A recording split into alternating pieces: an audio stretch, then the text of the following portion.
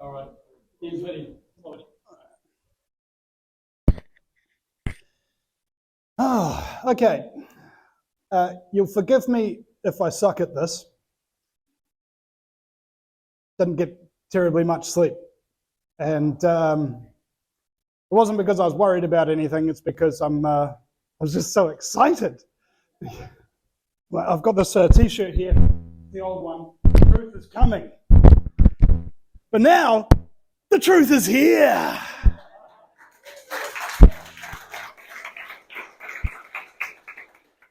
You know, a lot of people have been asking me how I am, and I was going, oh, you know, pretty good. 1.5 out of 10, could be worse. This is the worst period of my life ever, and also the best period of my life ever. There was a tribe of pygmies in Africa, and they get lost a lot. They live in the long grass. And they call themselves the Whakawe tribe. And in order to find where they are, one would jump on the shoulders of another and declare, we are the Whakawe. And one time, two of them had been separated from the tribe, and they heard the roar of a lion. Their tribe was nearby, the lion was nearby, so they made a gambit to get onto the shoulders of the other, declare who they are. The enemy sees you and starts moving towards you, but so do your friends. It's just a question of which one of them reaches you first. Now, unfortunately, on August 18th, 2021, the police reached us first, and but immediately afterwards, so much support reached out to us. And I, for one, I was talking to a counselor the other day, and she said, Vinny, you know, every day you're going to say 3 things you're grateful for. You know what I'm grateful for? I'm grateful for people like you who haven't bought into the lies so deeply that you refuse to look at the truth. I'm grateful for that. I'm grateful for those people who, despite being threatened and coerced, did not say yes. They continued to say no. And I am grateful for all those people who know that me and Billy and I rather, correct grammar, Vinny, are going through a really tough time and have reached out to support us in countless different ways. I want you to thank all of those people with a bit of a round of applause, because it's been so good.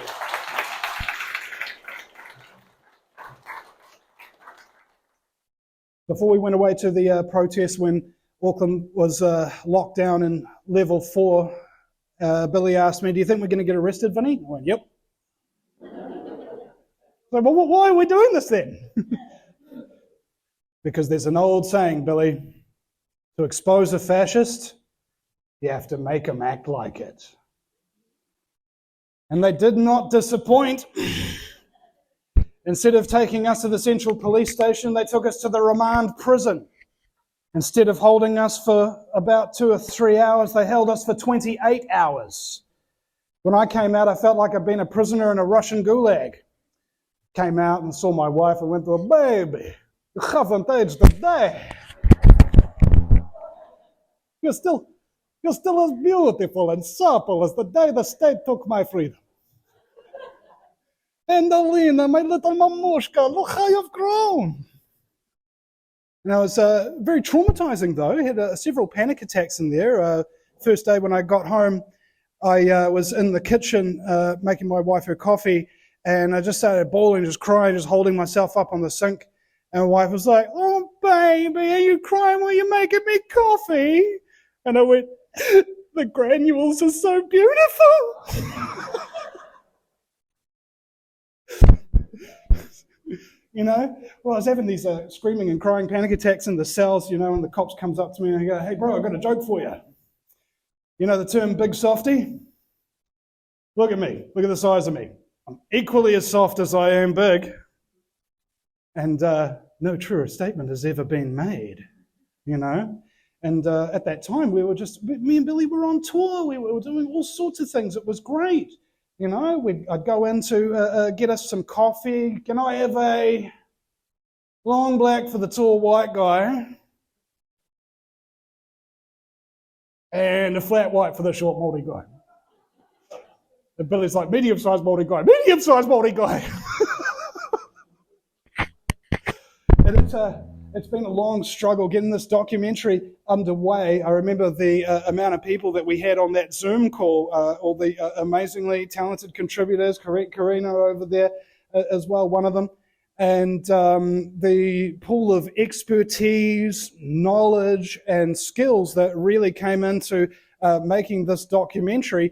At the end of the day, really just came down to Billy and his editor, Ted. These guys spending countless hundreds and thousands of hours going through clip after clip, adjusting audio file after audio file. It's an absolute nightmare filmmaking, if anybody knows and has done it before, because every time you think you've got it perfect, you find something else wrong with it.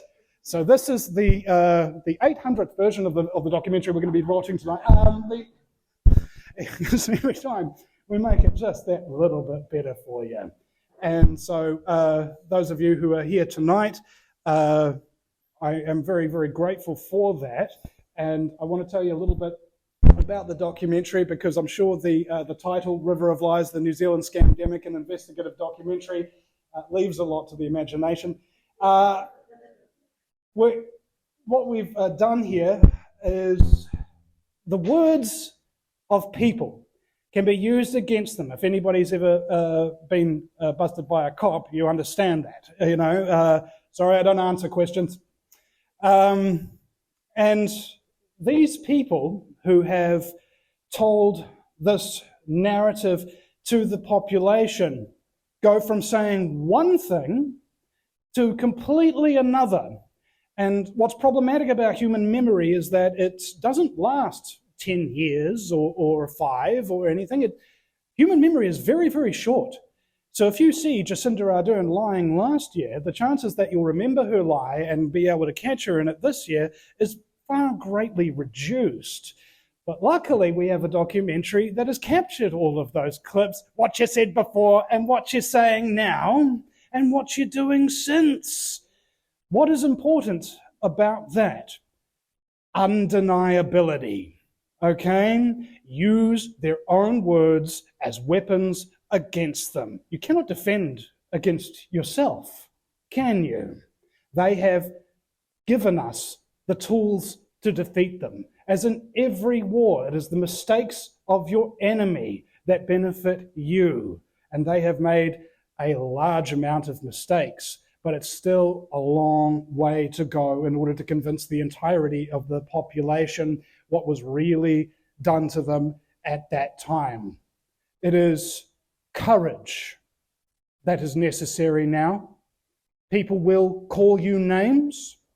People will ignore what you say entirely. They will walk away.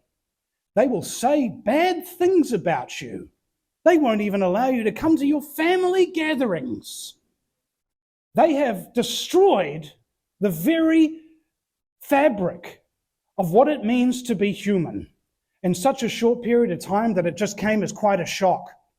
After 9/11 happened, a psychological research company in the United States conducted a survey, and they determined as a result of that survey that approximately 51% of the population of the United States had developed post-traumatic stress. I believe that if a study was done today about COVID and the lockdowns, that we would find a very similar, if not a worse, result. How does that work on people? First of all, your brain has a number of different responses to threats.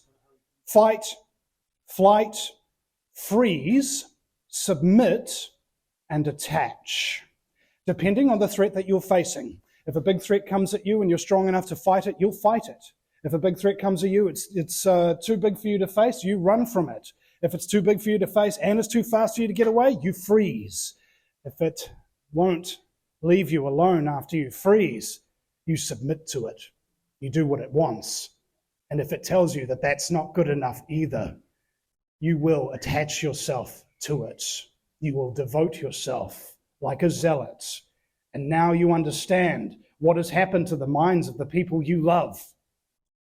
They have been traumatized to a point where they now submit or attach themselves to the very thing that traumatized them. Knowing that is no easy burden, and knowing what we have to do now and however long we've got left to do it, to make this change, to turn it around, to bring people back into the fold of decency. Thank you so much for your time and attention, ladies and gentlemen.